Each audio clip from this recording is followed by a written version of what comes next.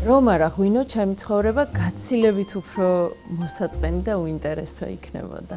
ღვინო ჩემთვის არის მუდმივად საინტერესო და ახალი გამოცდილება, ახალი ადამიანები, ადამიანებთან ურთიერთობა. მე ღვინის სნობი ვარ. ცოტა მეწოდებიან ის ადამიანები, ვისაც ღვინო არ უყვარს და ამ სიამოვნებას იკლებს ცხოვრებაში. მაპატიეთ. სოფელში ჩემი პაპა, რომელიც ძალიან მნიშვნელოვანი ადამიანი იყო ჩემ ცხოვრებაში, აყენებდა ღვინოს.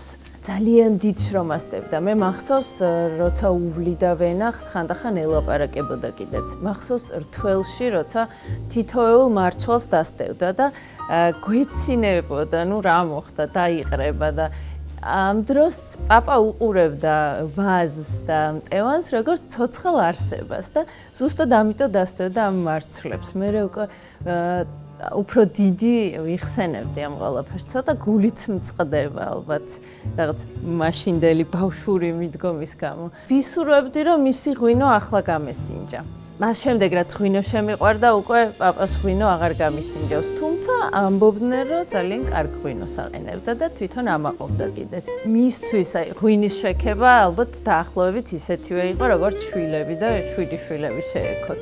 სხვათა შორის ქართველებსაც ყავს ვენახის და ნაყოფიერების ღმერთი აგუნა, რომელიც ღვინის მფარველადაც ითვლება. და ძალიან მიხარია, რომ ჩვენს მითოლოგიაშიც არსებობს ასეთი, ბოლოს და ბოლოს ღვინის სამშობლო ვართ.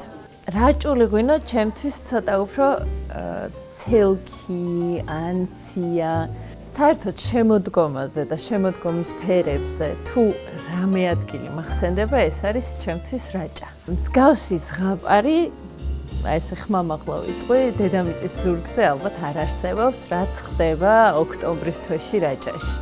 და ამ ყველაფერს, როცა რაჭული ღვინო ემატება და რაჭული კერძები, ბედნიერების დღეები მიეწყობა ხოლმე ერთმანეთს და ვისაც ეს არ გამოუცდია, ვუსურვებდი, რომ აუცილებლად გამოცადოს ცხოვრებაში ერთხელ მაინც. ჩემ წარმოდგენაში ყველა მეღვინე და მევენახე, ვინც კარგ საინტერესო ღვინოს აყენებს, არის კარგი ადამიანი. ვიცი, რომ ძალიან სტერეოტიპულია, მაგრამ მე მინდა, რომ ესე მჯეროდეს. აღმოჩნდა, რომ ნაბერაულის მეღვინე არის ქალი. კიდევ მეორე ესეთი სტერეოტიპული დამოკიდებულება მაქვს, მგონია, რომ ქალებს ბევრი რაღაც ცოტა უფრო კაცური პროფესიებიც უფრო საინტერესოდ გამოსდით და განსხვავებულად. ხოდა გამიხარდა ეს ამბავი. ეხლა გავსინჯავ ცოტა ხანში ტვიშსაც და რაჭულ მწვანესაც, რომელიც ძალიან იშვიათი ჯიშია. ნახევრად ტკბილი ღვინო ჩემთვის არის დესერტი. თვითონ ღვინოა დესერტი და არა დესერტთან მისაყოლებელი სასმელი. თან ტვიში ადგილწარმოშობის ღვინოა, რომლის კონტექსტიც საინტერესოა.